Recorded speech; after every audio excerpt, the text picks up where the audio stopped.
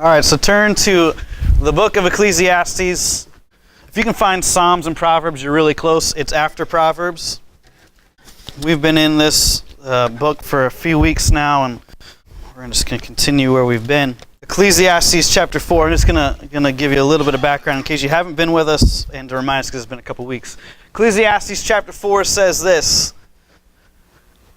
Solomon talking about things that he sees and wisdom he gets from it. Again, I looked and I saw all the oppression that was taking place under the sun. I saw the tears of the oppressed, and they have no comforter. Power was on the side of their oppressors, and they have no comforter. Ecclesiastes 4 is driving home this point. That there is oppression going around all over the world. And when Solomon looks around, he looks around it and stops just looking at his own life and begins to look around at what he sees. He begins to notice some things. And he begins to see what life is actually about. Some of the things that he sees are listed here in Ecclesiastes, and this is one of them. As he begins to take his eyes off of himself and begin to look around, he sees something. He sees oppression. And he sees the tears of the oppressed. And he sees they have no comforter. It's one thing to recognize that there's oppression going on. There's another thing to see the tears. And what Solomon's trying to do is to connect the heart with the experiences that others have that are tragic. He says, I look at it and I see that and I see their tears and I see that there's no comfort for them. And what Ecclesiastes then goes on to say is that because there's no comforter and he sees a lack of comfort, he's encouraging people to be a comforter to others. To get, if you want to know what life's about, don't be so self-centered. Begin to notice the tears of the oppressed and begin to be an answer or a help or a hope to someone who's oppressed. If someone lacks power, come alongside them. Like in a school scenario, if you see someone being bullied, come alongside them and protect them. If you see someone that's oppressed and they have no power culturally, come alongside them and give them strength. If you see someone who is struggling just with a lack of finances and resources, come alongside them. Ecclesiastes 4 then goes on and it says the most famous part of that passage, pity the person who doesn't have someone to lie down with them. Pity the person who's by themselves and doesn't have someone to comfort them. Pity someone who doesn't have that. And then it says a cord of 3 strands is not easily broken. And it's encouraging us to come alongside people to be a source of comfort in times of tragedy. Ecclesiastes then goes on and begins to talk about what some of the resources that we have. If you're going to be a comforter, then it begins to talk about resources. And it begins to tell us to be generous and to be kind. And if you're going to be a comforter, to use some of the resources that we have to bless others so that their tears can be recognized and wiped away. This is kind of the point. But Ecclesiastes begins to then talk more about money. And I thought about just skipping it because we spent a bunch of time already on money. And then I felt like the Lord was like, don't you dare. So we're going to talk about money again. From a perspective that I don't think is necessarily often talked about in church. And let me give you this thing, is that I think a lot of times in church what we talk about is be generous and be kind and give money away and help the poor. We talk about that all the time. There is something in Ecclesiastes that's a little bit different than that. And if you don't have this piece of Ecclesiastes, then you actually have a short-sighted view of money. If you don't have this perspective of money, then you've actually missed part of the full part of what God has about money. And let me give you a couple of illustrations. So I see Rick and Colleen sitting here, and I see your family too. Hi, welcome, glad you're here. But they, when I first met them, well, actually it wasn't the first time I met them, but early on when I met them, they started telling me about CrossFit. And I think I've told you about CrossFit from time to time, but when they told me about CrossFit, here's what they told me. They told me how fun it was. They told me how strong I'd get. They told me I get to spend time with them. They told me all these things, all these great things. So I show up for my first time of CrossFit. My first workout was to do 150 wall balls. So I was told about all the fun. I was told about I'd get strong. I was told that I could spend time with them. I was not told I would not be able to walk for a week. Some information was left out. When I learned Greek, my Greek professor left some information out. So our first year of Greek, what they told us was if a word has a certain ending on it, you always will translate this way, is showing possession of something. It's of something. So it's, I'm the son of Scott. So if you see this ending, it's possession or of. That's the way you translate it. Here's what I found on Greek too. Actually, if you see that ending, there's 27 different ways to translate it.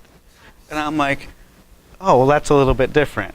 So what happens with Greek is it just keeps getting harder and harder, not easier. It's one of those weird languages. Most languages get easier the longer, and with Greek it's more and more complex. But the deal is they left something out. And so you start off with one understanding about something, and then you find out the other side later. I think sometimes with money in church, we find out one side of it. Be generous, be kind. Take the resources you have and bless people. And I've told you this a couple weeks ago, I think our church is pretty good at that. I hear story after story about the kindness and generosity of people within our congregation towards those who are in need. Can we be better at that? Obviously, yes. But I wanted to celebrate the fact that was there. Ecclesiastes, though, wants to draw our attention to something else about money. And this is what's not often talked about. Ecclesiastes chapter 5, starting in verse 18. This is something that Solomon realized. Then I realized it is good and proper. Catch that. It's good and it's proper. It's good and proper for a man to eat and drink and to find satisfaction in his toilsome labor under the sun during the few days of life God has given him. For this is his lot. Moreover, when God gives any man wealth and possessions and enables him to enjoy them, to accept his lot, and to be happy in his work, this is a gift of God. He seldom reflects on the days of his life because God keeps him occupied with gladness of heart. What is Ecclesiastes, or what is Solomon telling us about money? There's a gift from God. What else is he telling us? Enjoy it. How often do you hear someone from the front of a preacher say, hey, enjoy the money you got? I mean, most times it's like, hey, could you put a little bit more in the offering plate? No. He's saying, enjoy what you have. Enjoy it. That God has given you something. It is a gift. It is a gift, and it's meant to be enjoyed. Pity the person who has a ton of money and never uses it. So I'll let you also into a little bit of my world. I'm what you would call a saver. It was ingrained in my head, save money, save money, save money, save money. And so I did. A lot. And I enjoyed none of it. Thankfully, we had a financial freedom class that we do here, that we're going to be doing again in the fall. And in that, there was this book that we ended up reading. And in there, I learned this thing about it. I'm a spender. I'm not a saver. In fact, this person would actually say no one is a saver. Everyone's a spender. The question is, where do you spend your money? I spend my money into my bank account. That's where I spent it. That's where I put it. And because I spent it there, it did something for me. I didn't really enjoy it. And what Ecclesiastes is saying is enjoy what you have, because if you just keep saving it up, it does you no good. Enjoy it. You know, my wife sometimes will give me a hard time because she's like, you're always so practical. And you know what? She'll sometimes say, hey, maybe sometimes you should actually just go get something you enjoy instead of the practical decision. I don't know if she realized when she was saying this, she was actually speaking a biblical principle, enjoy what you have. Because a lot of times, sometimes we can miss out in enjoying the gift that God's given us. Imagine giving someone a gift. Have you ever done this? You ever given someone a gift and you're really excited to give it to them? You're really excited to give it to them because you know what it will do. You know the enjoyment they can get out of it. And so you're really excited about it. And so you give it to them. And have you ever been back over to their house and found out the thing's still in the box? It's never come out and it's not being used? Have you ever been that place where you know the enjoyment but clearly they don't understand it? And they've never bothered to take it out and to try it and to use it? The reality is that in many respects, God sometimes says that about money. Everything you have is a gift from God. The money that you have is really a gift from God. And what if you didn't use it? He's like, I gave that to you to enjoy it. Go get a nice car. Go have a nice place to live. Go look nice. It's okay. It's okay. Now, there's always caveats to this. Remember, don't forget what Ecclesiastes said about, I see the oppressed and they have no comforter. Don't forget that there are people that have needs. Don't forget about those things, but at the same time, don't get so focused on that you miss out on enjoying some of the gift that God's given you. It's not a problem and it's not a sin to enjoy some of the things that God's given you, as long as you still have a willingness to share and to be kind and to be generous. There is a balance to all these things. And if you do one and ignore the other, then you're out of balance. And out of balance, you miss it. And so he's telling us here, hear it again, enjoy it. But listen to it again, because it's more than just simply enjoy. I realize it's good and proper. So it's not just, it's good. God says this is a good thing. Not only is it, he says it's the right thing. It's not wrong, it's proper. For a man to eat and drink and find satisfaction.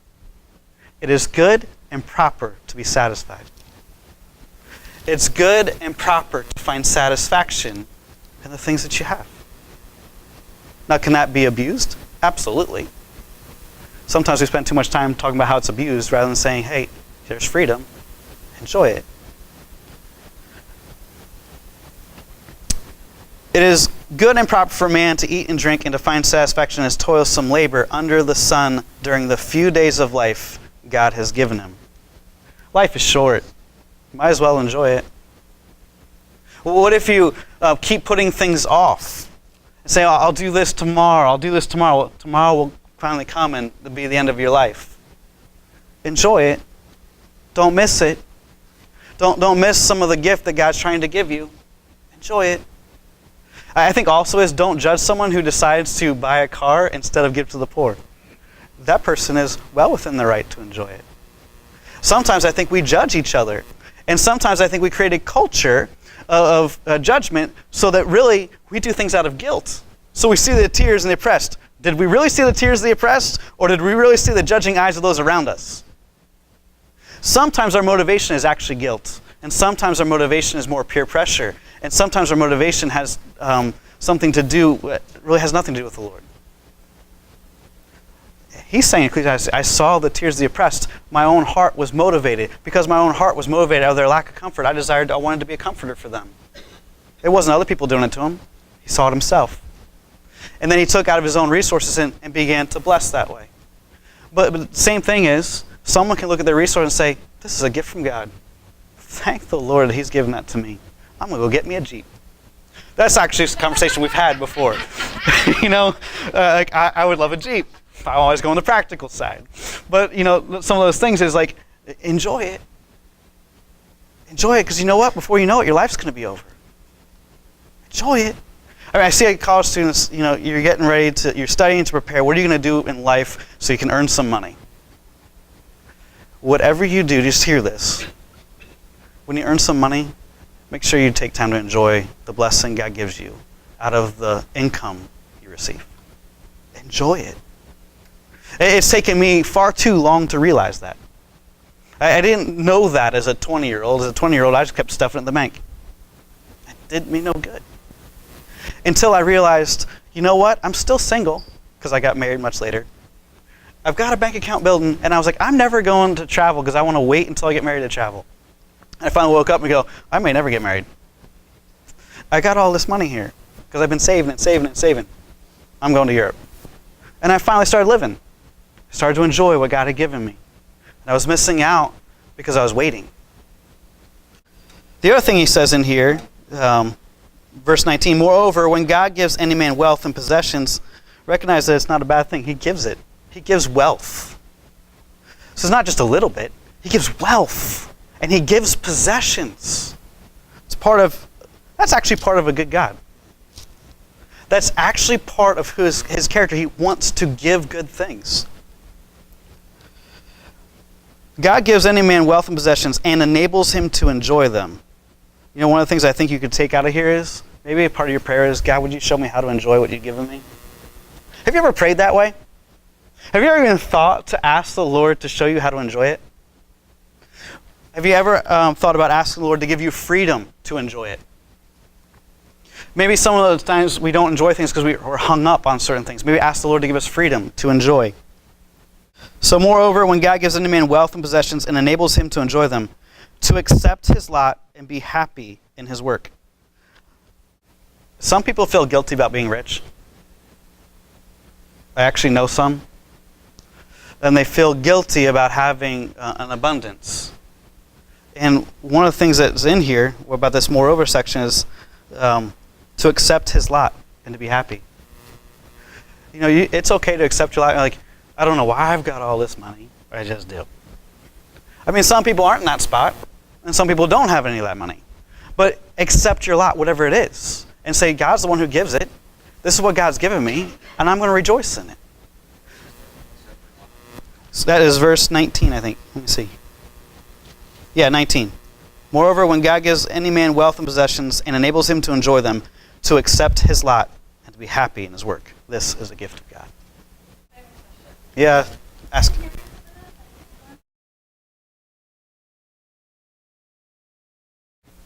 Yeah. Enjoy that too. Because it says enjoy the labor, right?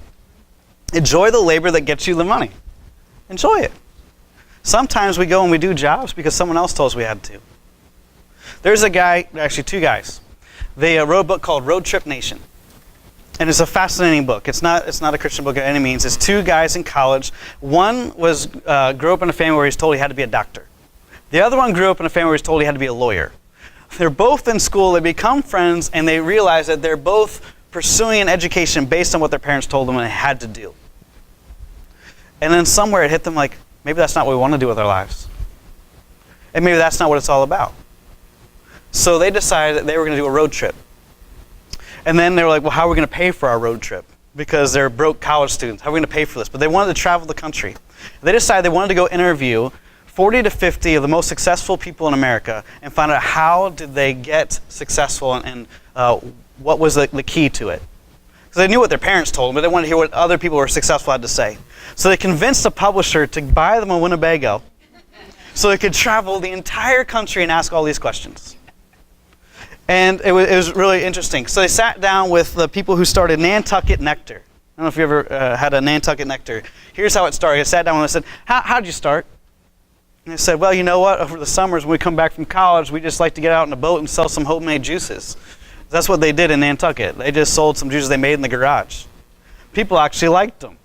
And so by the time they got done with their education stuff, they got their degree and stuff, they're like, you know what? I don't care about the degree. I actually really like making juice. I like going out in the boat.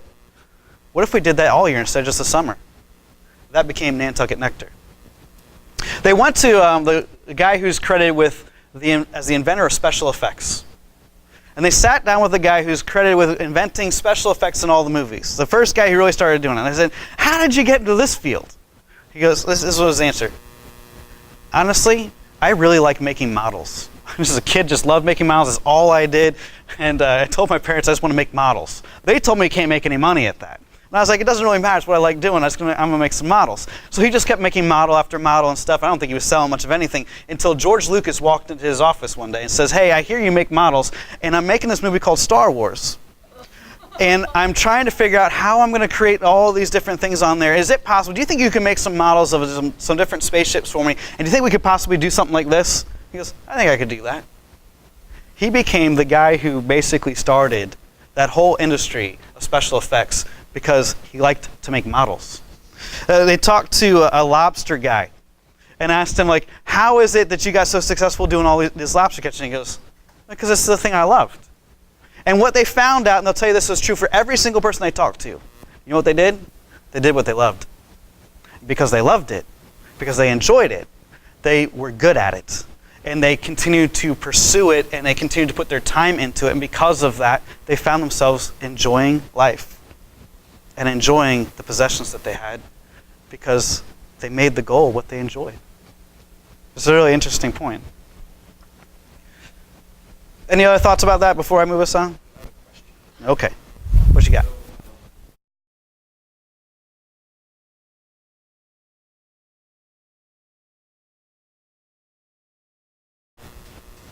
I mean, the thing about wisdom is you can never make it an absolute. If once you make a piece of wisdom an absolute, you've lost it. So I'll get you in just a second. So, I mean, is it true you should enjoy it? Well, yeah. Is it true also that you might have opportunity to just kind of pick and choose, or have a place where you're like, this is what God's been given to me. Well, that's true too. Can you enjoy that? Because it says the lot God's given you. And the thing is, that Hebrew word for lot is actually God's reward or God's award. That's the way it actually is encapsulated in the Hebrew. And it's like, this is what God has awarded you with. And so for those that might find themselves in the award or the ability to just kind of pick and choose, well, enjoy that. And don't necessarily feel guilty because you've got that freedom.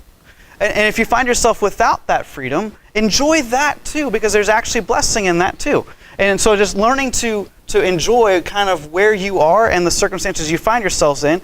And if you have the ability to change it, okay, great, change it. But celebrate wherever it is that God's kind of placed you. Because reality is, there are some people who have much more privilege than others. Much, much more. And so what is the Lord, through this wisdom, telling you about this? Enjoy your lot. This is where God's put you, right? And if you don't find a way to enjoy it, you're actually going to miss part of the life that God's given. And our inability to find enjoyment and where we're at causes us to miss certain things.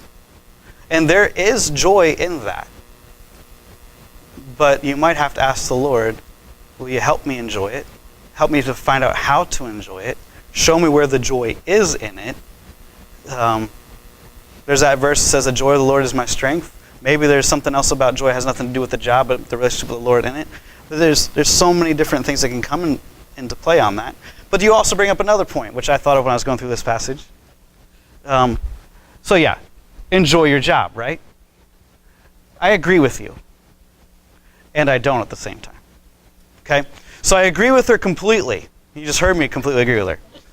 But from a biblical standpoint, I'm going to tell you this. You're destined to hate your job. You're destined to hate it. It's the curse. So in Genesis, when Adam and Eve sinned, there was a curse that came upon the woman, that came upon the man, it came upon the serpent, it came upon the land. The curse that came upon the land affected the man. And what it said is that the land itself will be filled with thorns and thistles, and you will toil and labor at your work. It is inescapable. It's a part of the fallen nature of this world and a part of the sin consequence. Some people are just like, I've got to get out of my job. And very often, not really to you because you're in a different scenario, but I've told people, like, I don't know really why you keep looking for everything to come out of your job and all your enjoyment to come out of it. The reality is, sin has made it just be difficult no matter what you do. And that's inescapable. That's part of the curse. So there is an aspect where you're going to work hard and you will somehow feel like you just keep working but not get anywhere. You're going to work hard and tragedies will come and it'll disappear. You'll work hard and you just feel like it's just tiresome. I mean, yeah, it's great if you can enjoy it, but it's also something to speak to your learning about obedience when you continue to follow the Lord and say, I'm going to stay in this place that I don't really enjoy. And also recognizing that your jobs may be just difficult because it's the nature of a fallen world.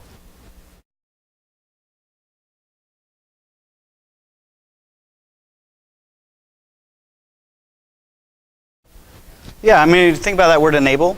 It also can mean that you have to stay here till the right job comes up, and I'm going to keep you here.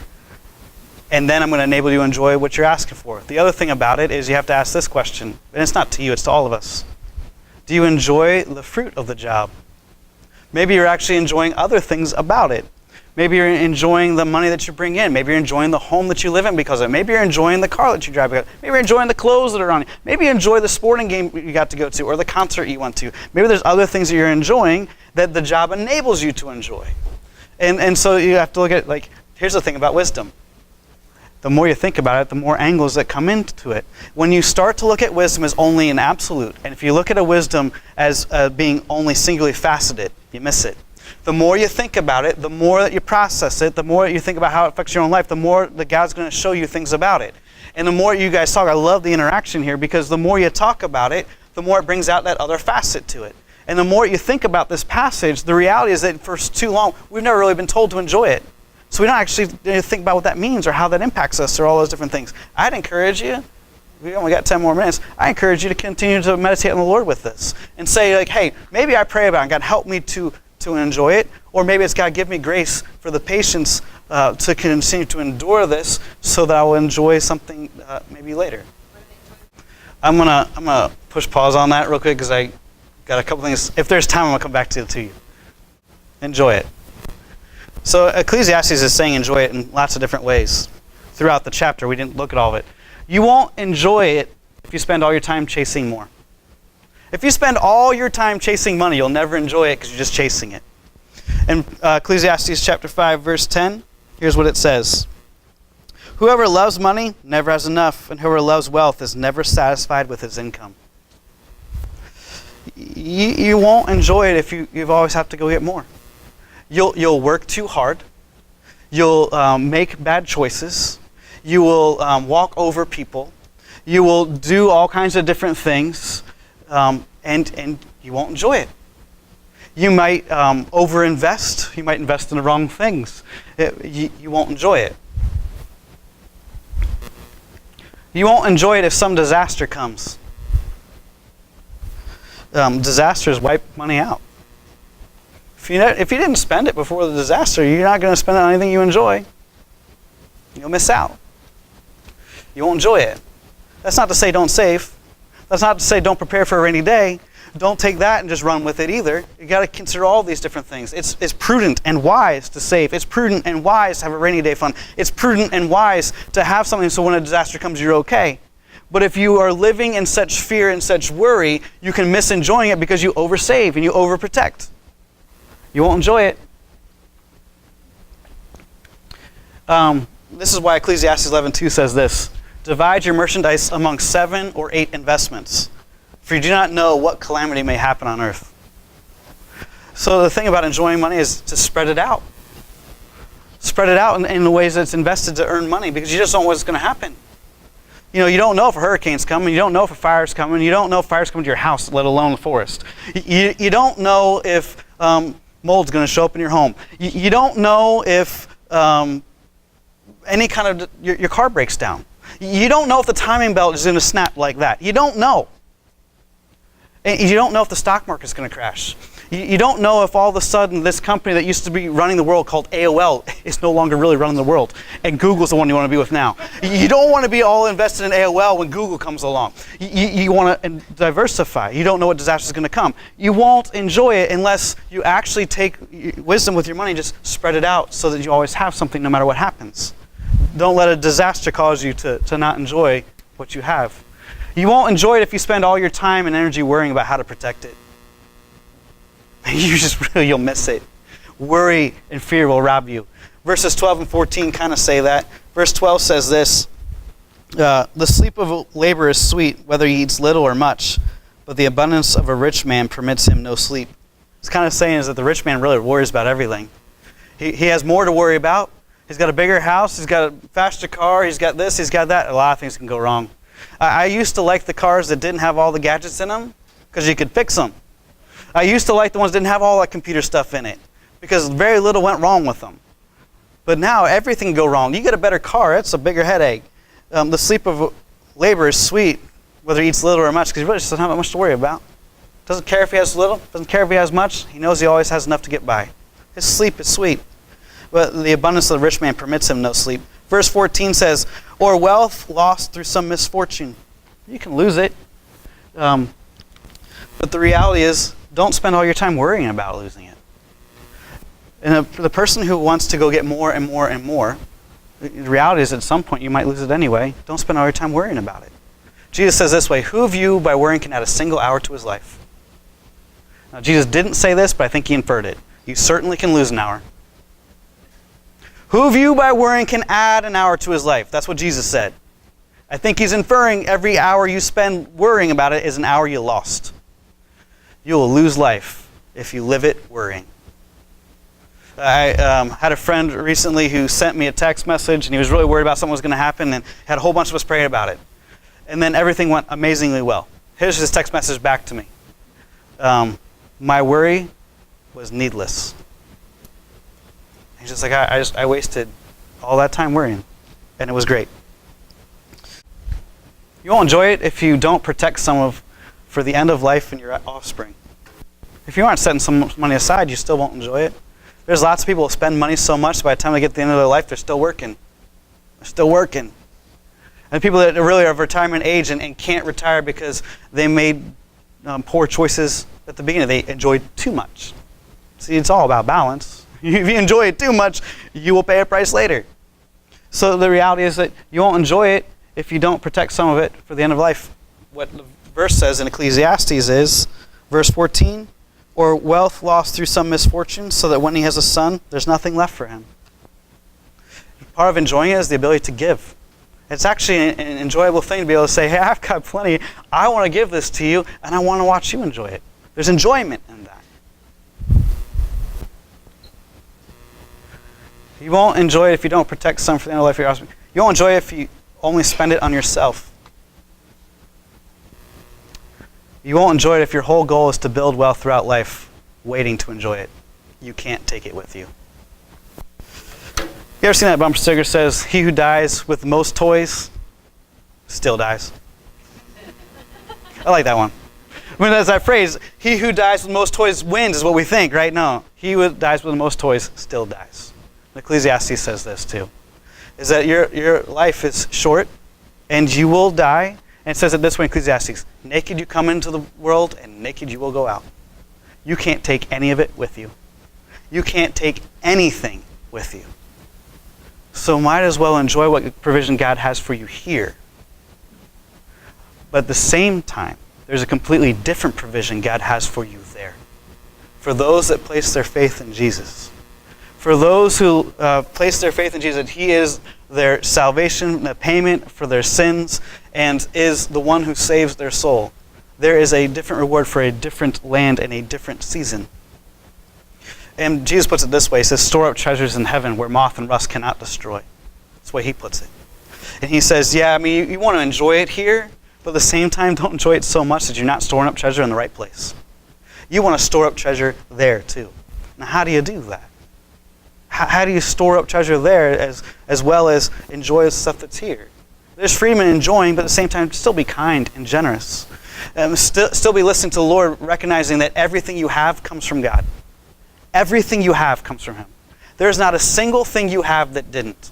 And if you are a person who thinks, no, I earned this money, I went to work and I did all this. You got to know this.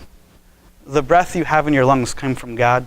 The strength you had to get up in the morning to go to the job came from God. The job itself came from God. You might have gone and you might have worked and you might have had a return that came out of it, but don't you think for a second that God didn't give you every single thing you have.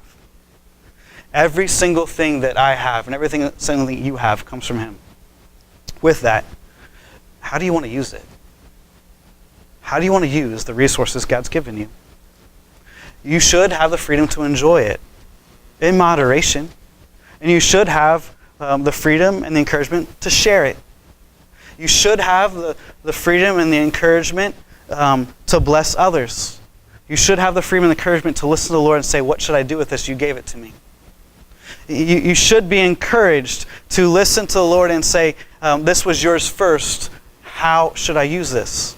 And if you ask that question, you better believe that there will be times that God says, I gave that just for you. Enjoy that.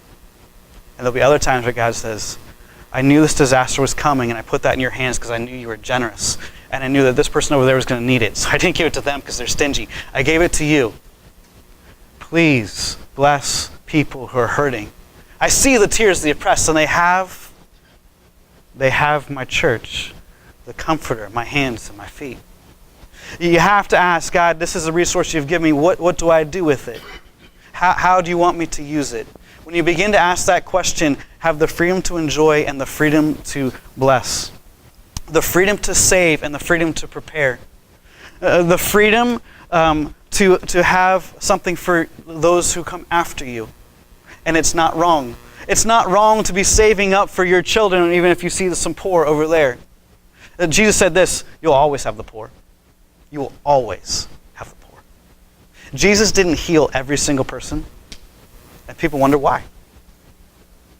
Jesus didn't meet every single need. It's not like he came down here and every single need was erased. He came for one purpose. And yes, he did heal, and yes, he did bless people, And yes, he did deliver people, but he came to die on a cross. He came to die on a cross for the real gravity of the nature of our world and the real gravity of the nature of our lives. That's what he came for. And so he didn't actually necessarily deal with every felt need. He dealt with a spiritual need. And he healed and made provision for spiritual healing for the spiritual need. The Bible says all fall short of the glory of God and all have sinned. The Bible also says that the cost of that sin is death and the cost of that is eternal separation from God. But God so loved the world and God so loved you and God so loved me that while we were in our sin, God says, I'm going to die for you. And he took our place, he hung on a cross and he died. Taking care of a spiritual need, not necessarily the physical need just then. And when he took care of that spiritual need, he said whoever would place their faith in him, that he rose from the grave and he died for their sins, that they would rise to a new life. And they were given spiritual birth and made spiritually alive. That whoever would place their faith, Romans puts it this way, if you confess with your lips and believe in your heart Jesus is Lord, you will be saved. There's nothing else to it. That's it. And so sometimes we look around and we see felt needs that aren't really met. You got to understand that Jesus didn't meet every felt need. Jesus met the spiritual need first. Did he meet some felt needs? Yes. And we as his church, we as his body, we as the people who continue to live out under his headship, can we meet every physical need? Well, no. Are we going to meet every hurt? No.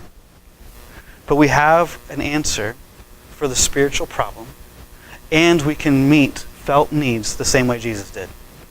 Here's how Jesus did it. Jesus said, I only do what I see my Father doing. There's not a single thing that Jesus did that he didn't see the Father doing first. You also see this, you'll see sometimes when he healed. And it would say this in the scripture, it says, Jesus saw that the power to heal was present. It's a curious little way to say it. You thought Jesus showed up, he could just heal everybody. No. He'd show up, he'd look to see what the Father was doing, he would see that the power to heal was present, and then he stepped into it. What is God calling us as followers of Christ to do? To abide in the Lord, John 15. To listen to the Lord, and if the Lord is pushing us in a direction, follow him into it. You will see felt needs all around you, and you cannot fill them all. If you try to fill them all, you'll be broke. If you try to fill them all, you won't enjoy the possessions that God's given you. If you try to fill them all, and if you get hypersensitized to the oppression around you, you see the tears, you'll miss some of the gift and the blessing that God wants to give you. God doesn't want you to miss that. But God also wants you to be generous and kind, but the way he wants you to do that is to listen to him first. Because if you don't listen to him first, it'll be about pride. If you don't listen to him first, it'll be about you. If you don't listen to him first, you'll feel better about what you've done. But if you listen to him first to say, hey, do you see how my daddy loves people? Do you see how my daddy takes care of people? Do you see how my daddy is seeing their tears and he's meeting that need? When you give an answer, you couple it with you're giving it through Christ himself. And so people realize that what they're getting is from the Lord and not just from you. Otherwise, they praise you and they don't praise him. If they praise you, you got a reward, but you don't want that one. Jesus says the same thing. He says, don't let your right hand know what the left hand is doing. Because if you do, you'll get a reward. And if you let all these other people see what you're doing, you'll get a reward. There's a reward they can give you. You just don't want it because it's not lasting. You want the reward of your Father who rewards the things that are unseen. You want the eyes of the Lord to be upon you, to see the things that no one else really sees. So don't grandiose about your giving. Don't be grandiose about all the different things that you do. Let the Lord see it and let the Lord reward it. But the same thing is the whole aspect about money is driven first by your own relationship with God. That's what it's focused on.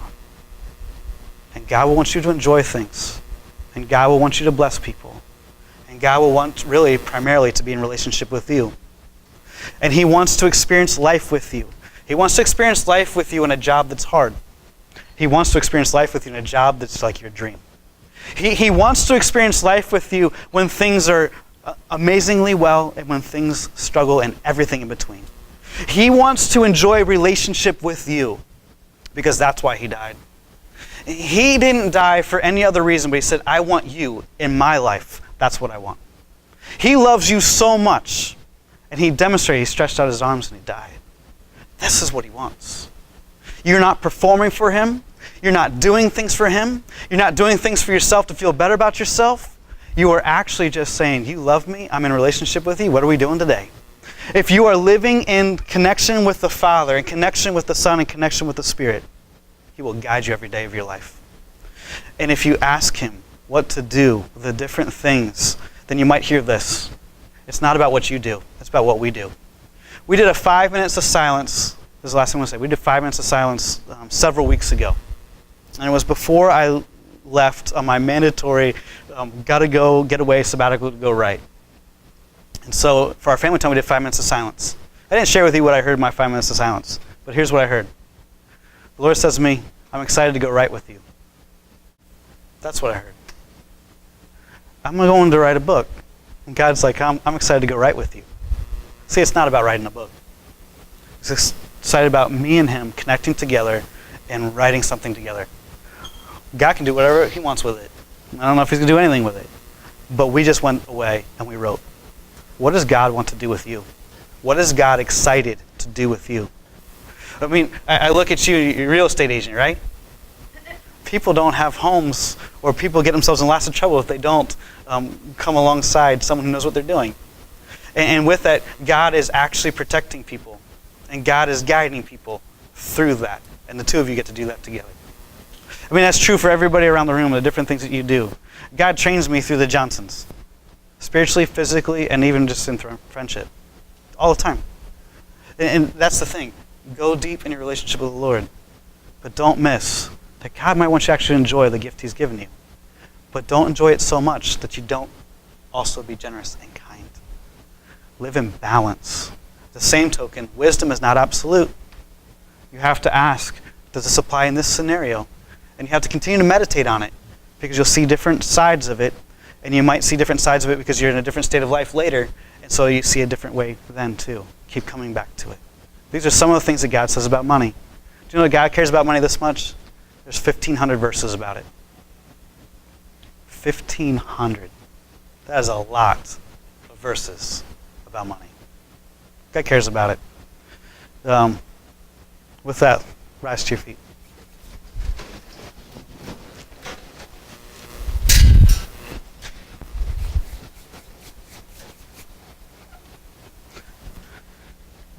God, we just thank you for your word, and we ask you for the ability, would you give us the ability and enable us to enjoy the things that you've given us and to enjoy the lot that we find ourselves in, whatever it may be.